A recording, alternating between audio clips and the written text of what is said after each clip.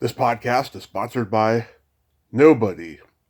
Hey dudes, welcome to Splat from the Past, the only 80s themed horror and sci-fi show where things could get totally radical. Welp, it is baseball season, and today is the 45th. Today I will be welcoming my my second team member, I should say, of the Bad News Bears, Gary Lee Cavagnaro, who was the original Engelberg. He's coming on the show today because it's the 45th anniversary, and it's baseball season. Even during COVID, with all this craziness going on, we are going to celebrate today. Gary chose not to come back as Engelberg in the sequels, but he was also in Rod Amitu's Drive-In, and he was also in Crisis at Central High, I believe. IMDb is always inaccurate. And then he got out of the acting business, and we're going to find out what he's been doing since then, and it's going to be great. Take me out to the ball game. Okay. So yeah, here is my interview with Gary Lee Cavagnaro.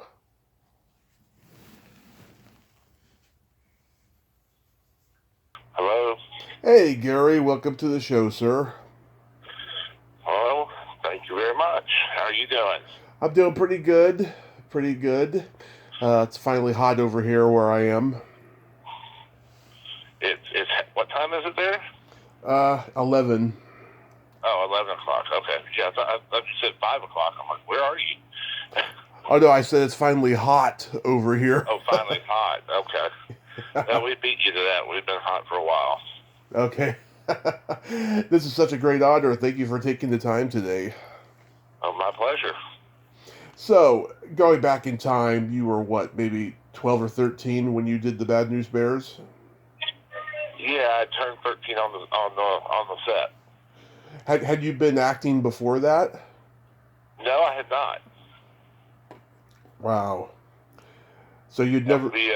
Mm-hmm. I'm sorry. Go ahead. Oh, so you never even did a school play? No, never even did a school play.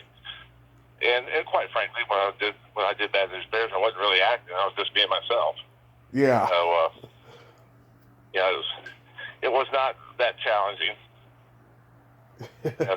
When you have a guy company come out and say, hey, we're going to pay you money to go around and play baseball and be a kid, that's a heck of a deal. Yeah. So, so I guess then your parents weren't in the business. No. I was from Dallas, Texas, Mm-hmm. and the way I actually got the part was my mother worked at.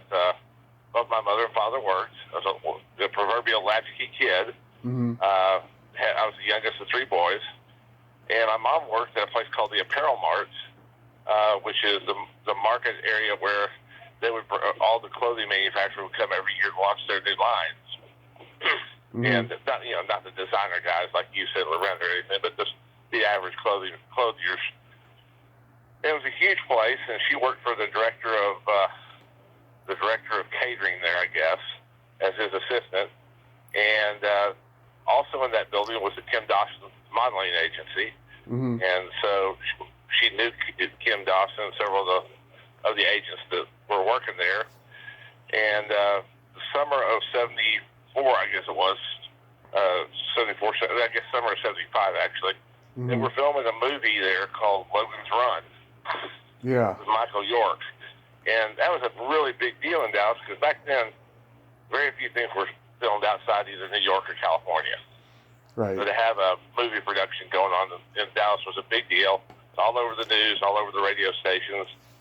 And one morning they said, hey, all you kids, if you want to be in a movie, come to the Apparel Mart, the Kim Dawson agency, for open auditions. So mm-hmm. Everybody went there thinking it was probably a part for Logan's Run. They were filming it right there. And ultimately what it was Stanley Jaffe and Michael Ritchie doing what they call a cattle call. And they did it in 20 cities throughout the U.S. and interviewed something like 15,000 kids to be members of the Bad News Bears. And I was the only one from Texas that got picked. Wow, I didn't even realize that Logan's Run was shot in Texas. I'm sorry? I didn't even realize that Logan's Run was shot in Texas. Well, not all of it. If you ever saw the movie, you know where the Paramount was a very futuristic Art Deco building. Mm-hmm. And so if you look at the scene where they got the jetpacks on and they're zapping each other in the air in that building, right? That was one of the scenes that was there. That was the primary scene that was filmed there. But there were probably 4 different locations throughout Dallas where they did filming. Mm-hmm. Wow, that is cool. So you auditioned for Stanley Jaffe and Michael Ritchie, and were you nervous? Not really. I mean, I went there thinking, hey, maybe I'll make $50 this summer. You know, yeah, it was big money back then to a kid. And so I went in there, and actually the first interview I went to was the casting director Sherry Rhodes, and I apologize, I've forgotten her assistant's name. Mm-hmm. And there were probably 250, 300 kids there that day, and I just sat in line, and at lunchtime I went over and met up with my mom, and we had lunch at the cafeteria there at the building, and went back and stood in line a little longer, and read through lines with several people. Mm-hmm. You know, they tried different combinations of people that were trying out. Right. At the end of the day, I looked around and there were me and like 3 or 4 other kids there. I'm like, oh, where'd everybody go? Right. And they said, hey, you know, we appreciate your time. Don't call us, we'll call you, type of thing. So I left. Mm-hmm. Didn't think much about it. Got a call that night saying, hey, Stanley Jaffe and Michael Ritchie are going to be in town the following day. They'd like to meet you. So that time I went in with my mom again the next day, and she just kind of dropped me over to the Dawson agency, and they had me all morning, and they had me just running through lines with them, trying to make facial expressions that they thought were funny, eating candy bars with wrappers on them, eating fried chicken while I'm running in place, trying to talk. Mm-hmm. Put me through gamut, and let me go for lunch, and I went in and had lunch with my mom thinking everything was over. Went back and they had a bucket of chicken and probably another 25 candy bars waiting for me. I was sick as a dog at the end of the day, but got through it. And once again, they said, okay, well, we appreciate your time. Don't call us, we'll call you, type of thing. So Mm-hmm. I think that was a Wednesday or Thursday. And the following Friday, we went for vacation. My dad was with Hilton Hotels Corporation, so wherever we went, we stayed free at Hilton's. So we went to Austin to visit some family, and we're staying at the hotel there, and got there Friday night, and obviously checked in, went over to our family's house, spent the evening with them, came back, and the message light was flashing, and my dad called downstairs, and they said, Mr. Cavagnaro, your secretary's been trying to get in touch with you, and left you this number. So he called her, and she said, you know, Paramount Studios called, they want Gary and his mother to be there on Monday morning. So it happened that quickly. So I didn't really have time to get scared or nervous Mm-hmm. before they kind of threw me to the wolves there. And so we went out, and there's a little coffee shop right across the street from the famous front gate of Paramount. And my mom and I were sitting in there on Monday morning having hot chocolate and some breakfast. And there was another lady and her little boy there. And it was David Stenbaugh who played Toby. Mm-hmm. And they were there, and we started talking. They said, yeah, and pretty quickly found out we were there for the same reason. And so that was my first experience. And then they brought us in to the studios, and we went in there. They told all of us we were there on trial. Yeah. They had to try us out for 2 weeks, see how they liked it, if we fit in. And we spent the first 2 weeks at Paramount Studios just running through lines, because they had not even, at that point, they had not even cast Tatum. So Yeah. What? we just sat around reading lines, and they take us out to the park and play baseball. Yeah. Once you got the role, though, and once filming was around the corner, did you guys do a lot of practice? Well, yeah, what we did that first 2 weeks was there was know if you've ever been on a movie studio. They have these sound stages.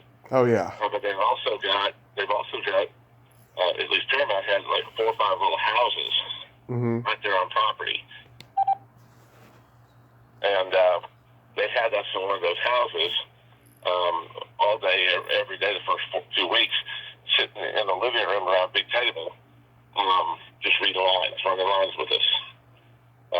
So it was all the kids. Alfred came, who played Ogilvy, he came about 2 days into it. And then Walter was cast about 10 days into it, and Tatum actually was cast the first day we were out in the Fernando Valley on the set. Did you know any of the kids before that movie? Oh, no. As I said, I was the only one from Texas.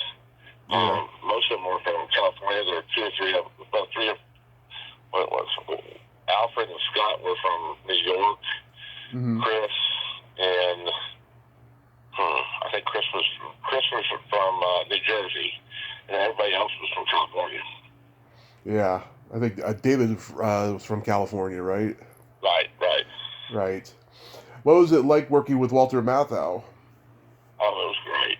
I mean, Walter was he was a genuinely nice man. The difference between Walter and Jack Lemmon and Burt Lancaster and John Wayne and that group, because this was the big filming during that summer. It was probably just, so I guess it was kind of a slow summer, right?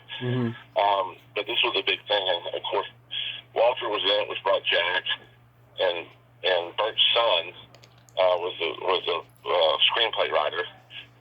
So he was there.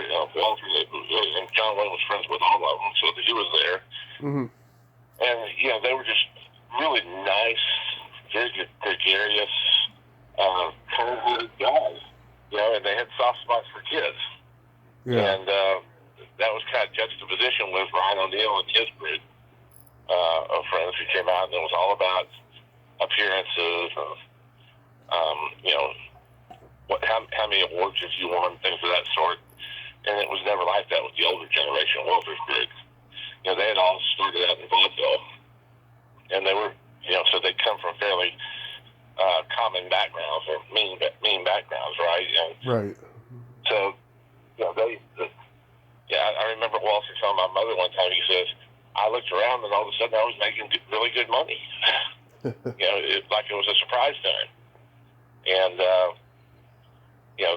the younger generation actors, the generation between Walter and I, they kind of were seen by the older group as being a little bit spoiled. And I know Walter had some epic confrontations with Barbra Streisand on the set of Funny Girl. Yeah. So it was kind of a really different atmosphere when the older generation was on the set than it was when the younger generation was there. Was Tatum O'Neal a handful, coming off of her Academy Award? Early on, she was very, I won't say very, but a little standoffish. But as time went by and we were 3-4 weeks into shooting, at the end of the day, she was just a kid like the rest of us, and we all got along pretty well. Oh, that's good. How about Vic Morrow? Vic goes back to the same generation as Walter, and Vic was just the total opposite of what his on-screen persona was. Not only for that movie, but for combat and everything, he was a gentle, kind guy. He had I guess during the filming of Combat, he had an alcohol problem, but he pretty much licked it by the time Bad News Bears was there. And it was just, he was a New Jersey tough guy with a soft spot in his heart for kids, and he was really a kid favorite there. It was a tragedy what happened to him. Oh, yeah, that was really, really horrendous. How about George Weiner? I'm sorry? George Weiner, did you interact with him? Which one was George Weiner? I have a hard time keeping up with all of them. It's not one I've interacted with a whole lot. He had glasses, bald head. No, not much. Yeah, it was pretty much Vic and Walter and Joe, who was the umpire, who was from F Troop. Was really good guy. Councilman Whitewood, and I've forgotten his name after all this time, but he was great. And Joyce Van Patten, who was Cleveland, and so she had her nephews were out at the set quite a bit before they all became actors. So it was a different time in Hollywood. It was open set. I mean, we were filming in San Fernando Valley, and anybody who wanted to could walk up and take part in the filming and be an extra. It was a totally open set. There was nothing else, no other reason to be out there than to be on the film. There were two farms across the street where we parked our trailers, and had the commissary set up. And then there was our field, and as you see from the movie, nothing anywhere around it, which is kind of funny because you go there now and there's condos built up right to the edges of the playing field. Oh, wow.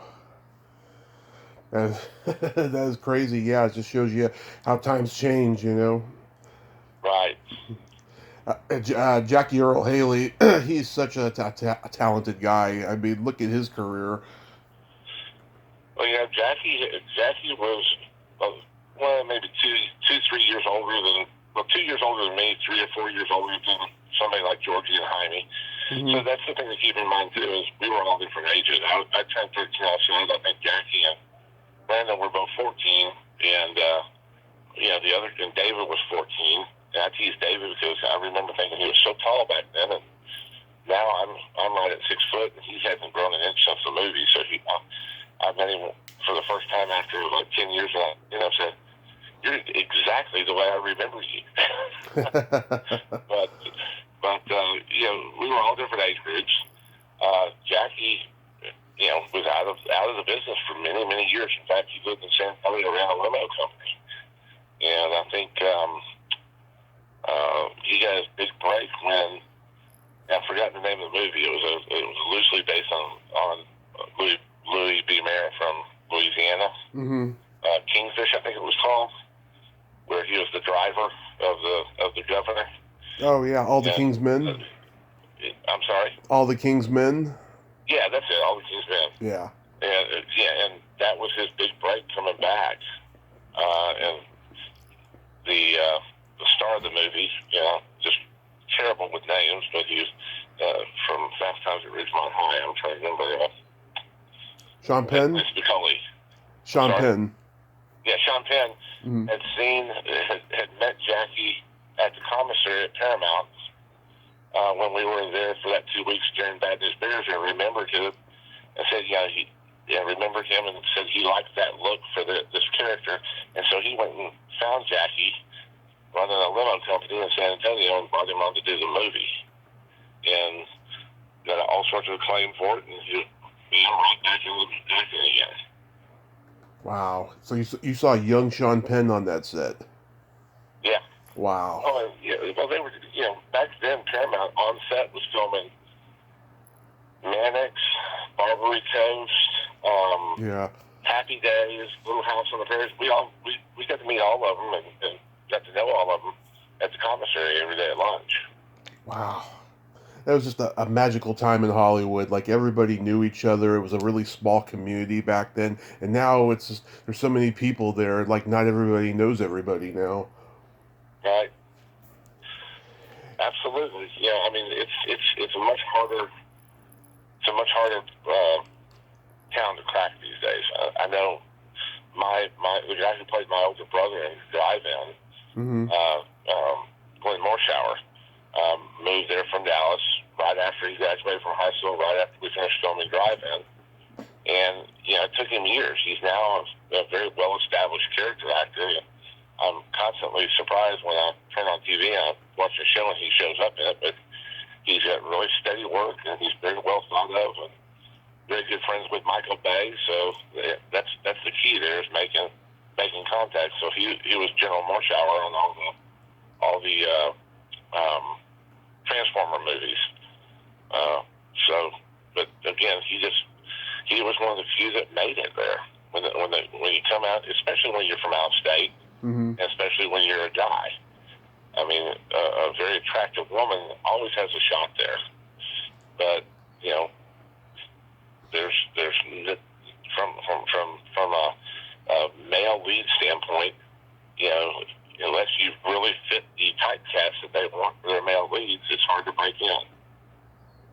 Yes, Glenn Morshower is his name. Yes. So, any scenes in the Bad News Bears that stand out in your mind as far as filming? Oh, sure, lots of them. I mean, you know, and a couple of them that had bloopers that made it and into the show. You know, my favorite scene is where they're trying to field the fly ball and you know, it comes down and it hits Armada in the groin and he's rolling around out there and you see it, everybody run out there and Vic's yelling and says, somebody call a stretcher, and you hear somebody in the background, this Brandon Cruz, ad lib, a stretcher for his balls? I mean, that's my favorite line in the whole movie. And it was 100% ad lib. Yeah. You know, when I jumped over the fence when we were running laps, the scene where you can candy bar with the wrapper on it, when I jumped over the fence, I didn't realize Alfred where he was, and I landed on top of him, and you hear that, oof, you know, on in the movie. Again, that's not something they intended. I just by accident landed right on top of that poor Alfred when I came over the fence. Yeah. So, and then of course the one that's got the most play is when I threw the baseball and hit Buttermaker's windshield, and we're all gathered around, and he says, you know, somebody's going to pay for that windshield, Engelberg, and it's going to be your dad. And I came out with the BS line, and again, Michael encouraged us all to ad lib and act like we would if we were in our regular little league, and that was 100% ad lib. I didn't think of it as that shocking, but when I said that, Walter just froze and his jaw dropped down, and I thought, I'm going to get in trouble. And then he just burst out laughing, and then Michael comes running and says, John, cut. And again, I'm like, He's like, perfect, that's perfect. Did it exactly the same way, Gary. And Walter's just cracking up. And we had to do it 3 or 4 times after that, because every time he'd say, your father, he'd start laughing in anticipation of me coming out with the BS line. Yeah. And because he was just so shocked to have a kid say that to him. But, yeah, the whole idea of the movie was for people to see how their kids really act in Little League. They're not their perfect little angels. They're, you know, rough and tough and scraggly kids, right? Yeah. So I think the movie pretty well portrayed that. It certainly did. The scene I always loved is when Tanner stands up for Looper. You owe me 30 cents for that burrito scene. Right. That was always a great scene. I was bullied when I was a kid, so it was always a scene that I could relate to. Well, Chris was New Jersey tough. I mean, he really was. He was that was the perfect role for him.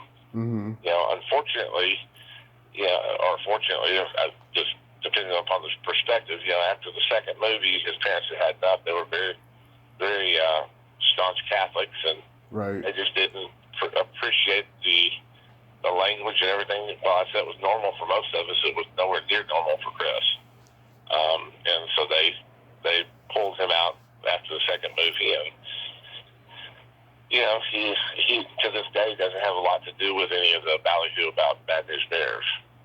Yeah, that's unfortunate. I mean, he was so great in those movies, in the first 2.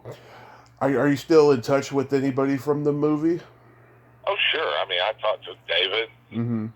Aaron, and Brett, and Chris, and Brandon. Well, I don't talk to Brandon much anymore because he and I are like oil and water. But talked to the other 4, and have talked to Scott and Brett. So, as a matter of fact, we had a 35-year reunion, I think it was, mm-hmm. In Moore Park, where David is on the city council. They have an old theater there that's like the Paramount Theater or something like that.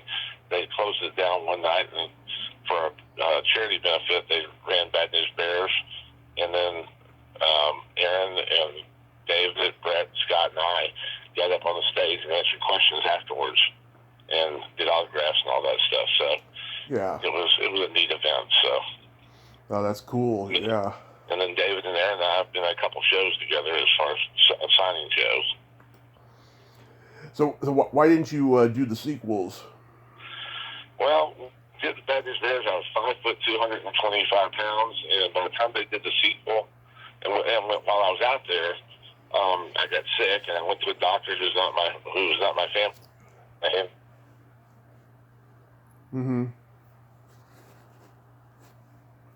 Hello?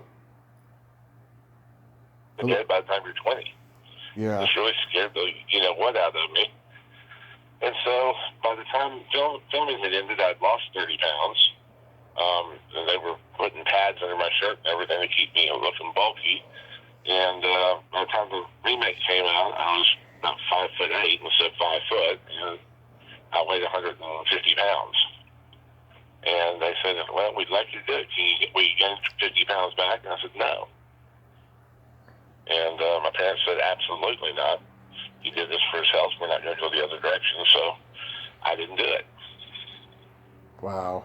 Yeah, the kid who replaced you, Jeffree Star, I think he did a pretty good job playing Engelberg. I don't know whatever happened to him. He's not, coming out of the woodwork to claim, ownership of the role either, Right. Well, I mean, I think,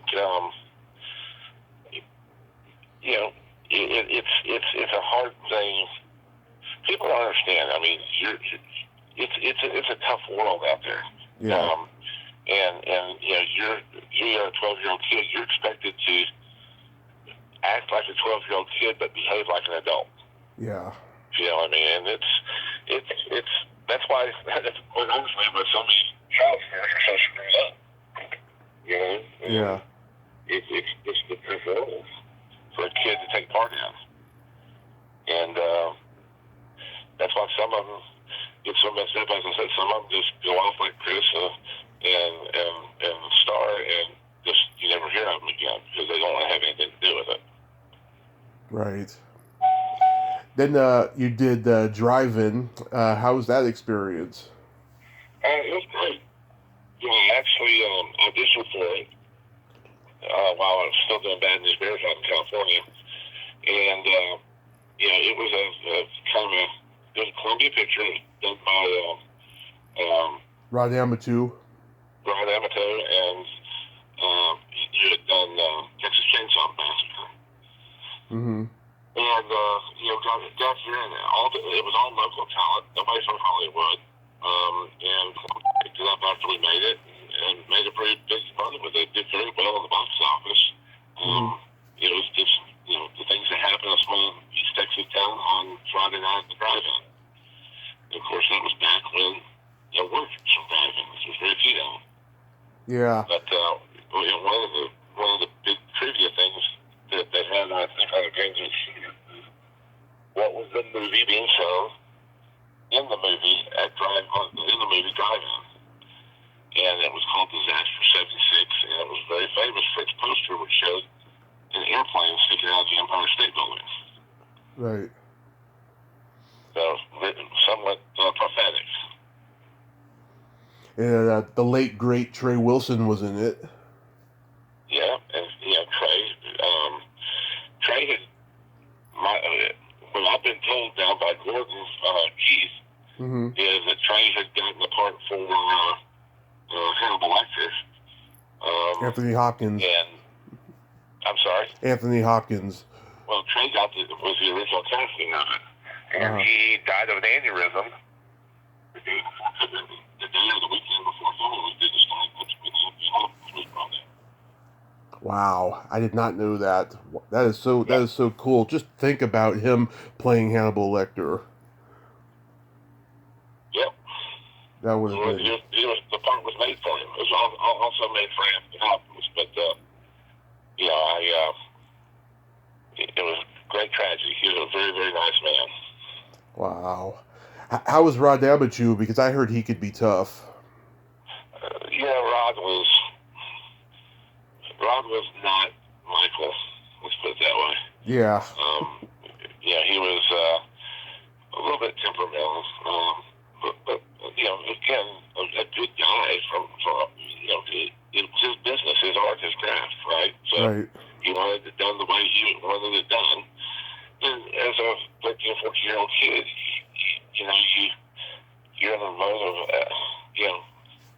here, I'm great. You know, you get the big head, and you think you're better than you are, or can do things you can't do. And he didn't suffer that too well, so he and I had bumped heads a couple times.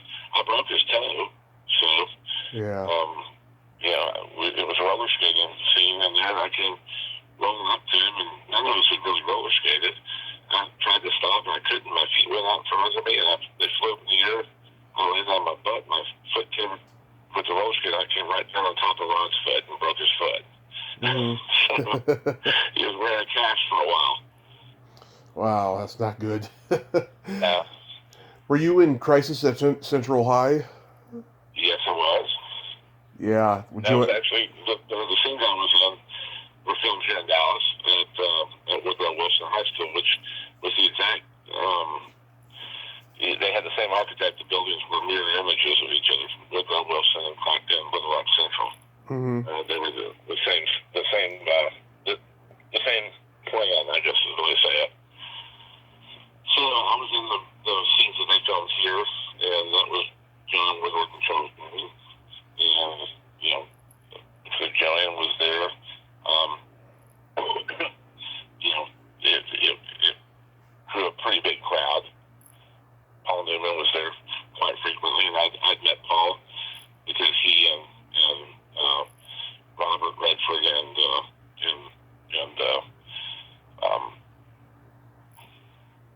Ryan O'Neill were all friends. Yeah. Even though he and Ryan were a little bit older, he and Robert Redford were a little bit older than Ryan. Mm-hmm. And by the way, I put both of them in the category of Walter Matthau and John Wayne and Burt Lancaster. They were just really nice men. Yeah. Oh, that's good. Is it true that you turned down a role in Jaws 2? Yeah. I mean, they brought us into New York, but I turned it down.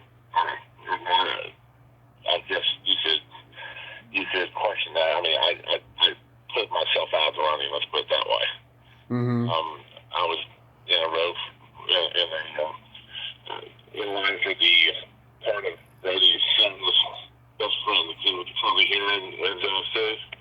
Yeah. On the life raft. So they brought us to New York, and they had us do auditions, and it was my sophomore year in high school, and I got placed on the varsity football team, which is a big honor in Texas.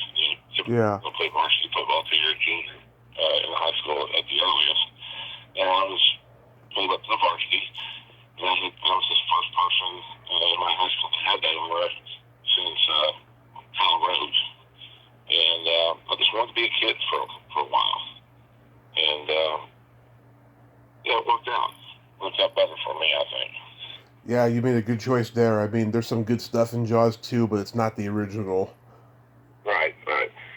Well, it's just, that when you do something like that, it's a death in the industry. Yeah, I'm okay with that.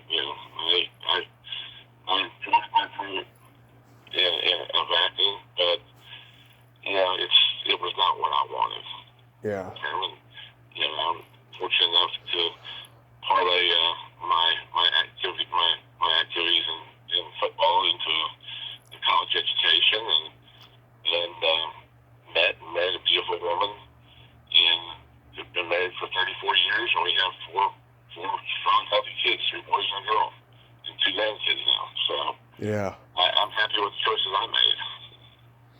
Oh, that's good. So, leading up to COVID, you were working for BC Components? Oh, gosh, no. BC Components, actually, I was one of the owners for that, but I sold that many years ago. I have been with a company called Armor Electronics since 2009. Mm-hmm. And same industry, it's just I'm not an owner of this company. I work in stiff. I run all of southern U.S., Mexico, and Central and South America for them. Mm-hmm. How's everything been since COVID hit over there? Varying degree. It's still very bad in Brazil, in South America. Yeah. They're having another resurgence.